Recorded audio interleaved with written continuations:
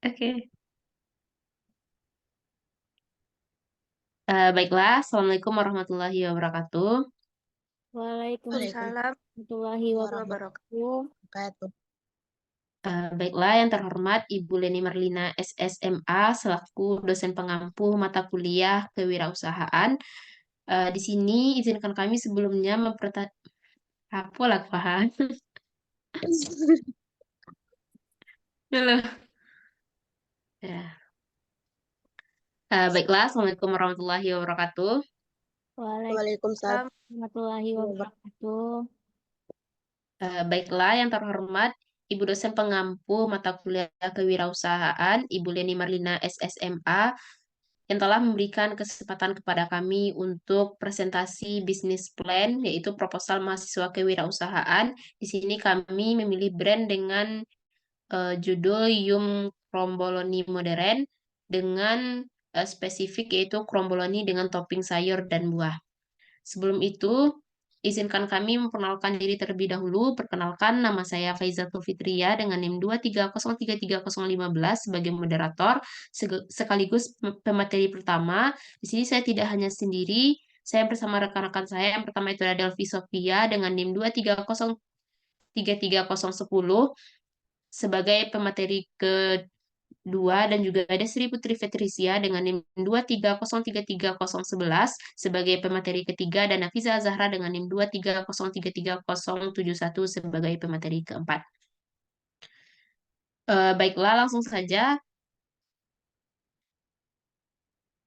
kita masuk kepada pendahuluan. Yang pertama itu adalah latar belakang. Dari beberapa tahun terakhir terjadi pergeseran signifikan dalam perilaku konsumen yang lebih memilih makanan yang mendukung kesehatan. Masyarakat semakin sadar akan pentingnya pola makan seimbang dan mencari opsi cemilan yang tidak hanya menggoda lidah tetapi juga memberikan nilai gizi.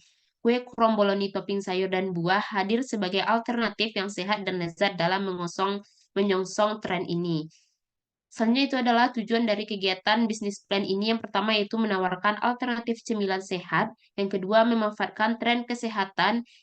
Yang ketiga, ekspansi pasar makanan ringan. Yang keempat, memperluas varian rasa. Yang kelima, memberikan pengalaman kuliner unik. Yang keenam, menjadi pilihan utama konsumen. Yang ketujuh, mendukung pertumbuhan bisnis. Yang kedelapan, mengedepankan kualitas produk.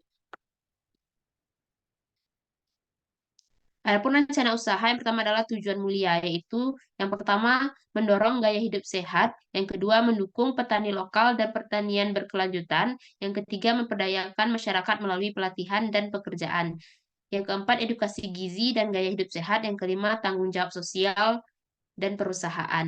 Baiklah, mungkin sekian yang dapat saya sampaikan. Untuk materi selanjutnya akan disampaikan oleh presentator kedua kepada Delvi, disilahkan. Baiklah, selanjutnya itu ada permasalahan dan solusinya, di mana itu ada permasalahannya ada tiga.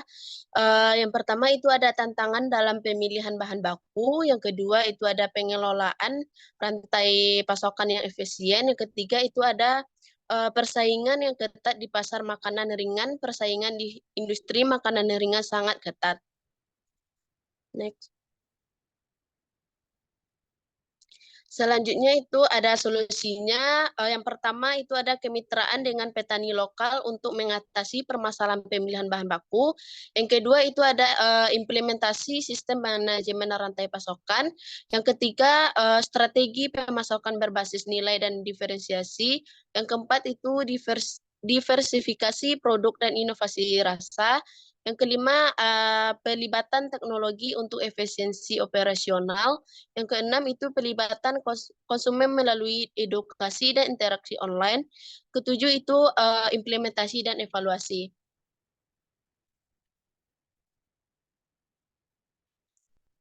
Nah, selanjutnya itu analisis kompetitor. Nah, analisis kompetitor ini ada tiga bagian. Yang pertama itu pengenalan terhadap kompetitor utama. Itu terbagi dari tiga merek, yaitu merek A, merek B, dan merek C. Yang kedua itu analisis SWOT kompetitor.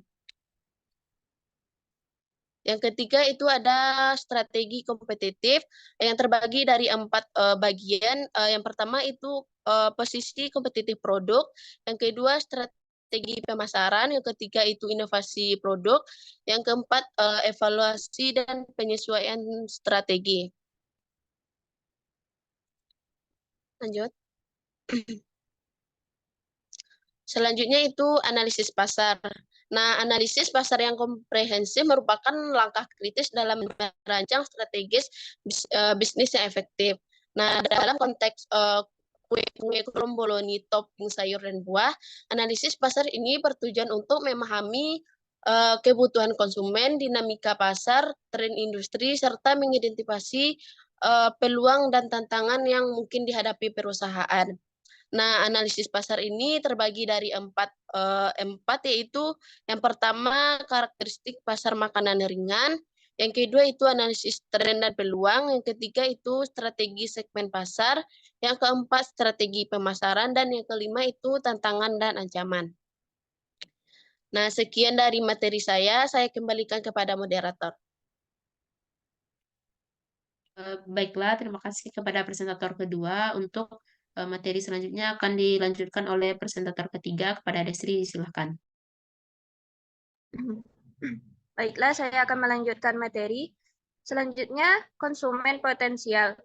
Yang terbagi menjadi 6, yaitu yang pertama usia, yang kedua pendidikan, ketiga pekerjaan, yang keempat preferensi konsumen, kelima kesadaran diri, dan yang terakhir keterbukaan terhadap inovasi.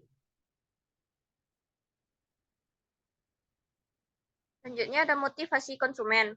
Ada 3. Yang pertama gaya hidup sehat, kedua pengalaman kuliner unik, ketiga faktor kepraktisan. Nah, tantangan dan kesempatannya yaitu yang pertama tantangan kesadaran merek, yang kedua kesempatan berkolaborasi, dan yang ketiga pemahaman terhadap siklus hidup konsumen. Selanjutnya produk.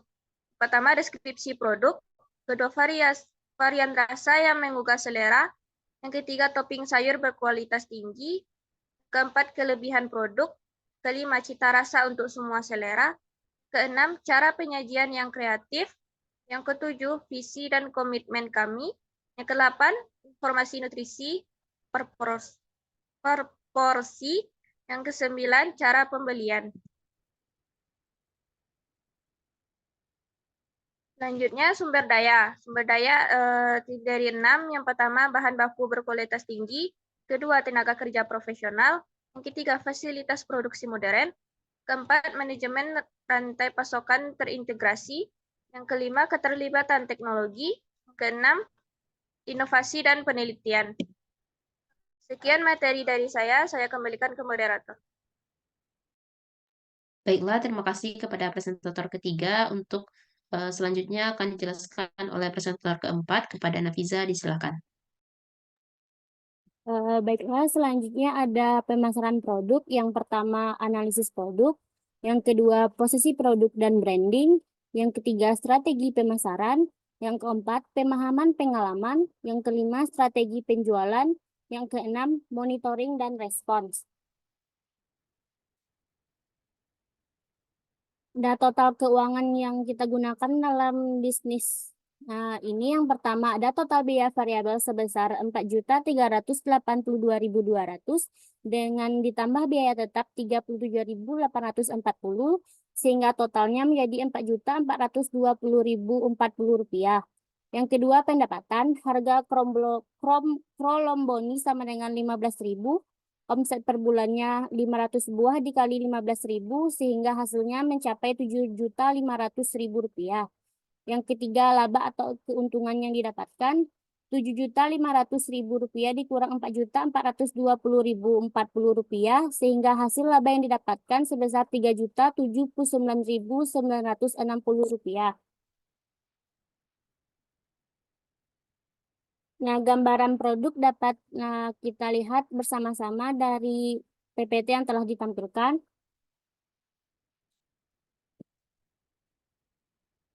Kesimpulannya, dalam menyusun proposal bisnis untuk kue kromboloni topping sayur dan buah, produk ini merupakan inovasi yang menjanjikan di pasar makanan ringan, dengan menyatukan kelezatan kue tradisional dan kesehatan dari topping sayur. Produk ini dapat memberikan pengalaman kuliner yang unik dan memenuhi kebutuhan konsumen yang semakin sadar akan kesehatan.